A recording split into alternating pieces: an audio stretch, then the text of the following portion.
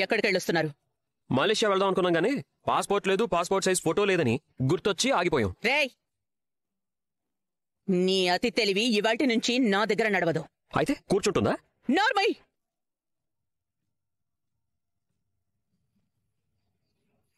ఇవాళ అత్తయ్య వీళ్ళిద్దరిని ఇంట్లో నుంచి పంపించేస్తారు. అయితే మనం పండగ చేసుకోవచ్చు. పదా. ఎక్కడికి ఇద్దరు వెళ్తున్నారు? మనతోనే మాట్లాడుతుందా మా అమ్మ? నా ఇంట్లోకి నేను వెళ్తున్నాను. ఇది నీ ఇల్లనెవరు చెప్పారు? నువ్వే మా అమ్మని ఎవరు చెప్పారు? ఈ రోజు నుంచి నేను నీకు అమ్మని కాదు. అసలు ఏ రోజు నుంచి నువ్వు మా అమ్మలా ఉన్నావని? ఉండను. నిన్ను నేను ఎప్పటికీ క్షమించను. నేను ప్రతిసారి నిన్ను క్షమిస్తూనే ఉన్నాను. వాదనలు అనవసరం. నువ్వు ఈ ఇంట్లో ఉండడానికి వీల్లేదు.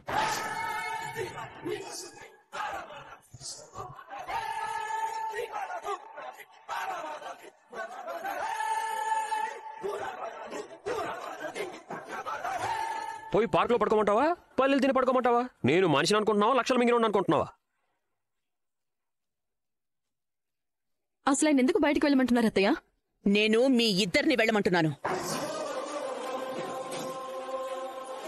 ఏం తప్పు చేశామని వెళ్ళమంటున్నారో తెలుసుకోవచ్చా?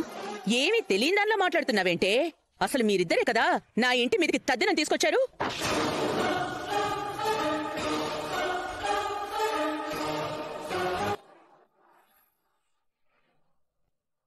వెళ్ళొస్తాం మావయ్య. అది ఆయన కూడా మనతో పాటు తీసుకెళ్లిపోతున్నాం కదా. నువ్వు పద నాన్న. ఏంటి? నేను మా నాన్న వదిలి ఉండలేను, మా నాన్న నన్ను చూడకుండా ఉండలేడు. అందుకు నా భర్తని నా నుంచి నువ్వెవడరా వేరు చేయడానికి? నా కన్న తండ్రిని నా నుంచి వేరు చేయడానికి నువ్వెవరమ్మా? కానీ నన్ను వెళ్ళొద్దు అని చెప్పే హక్కు నీకు లేదుగా. నేను నా కొడుకు కోడలతో పాటే వెళ్తాను. ఎప్పుడైతే మీ ఇద్దరినీ గడప దాటి వెళ్లమని శాసించిందో అప్పుడే భార్యగా తన హక్కులు పోగొట్టుకుంది.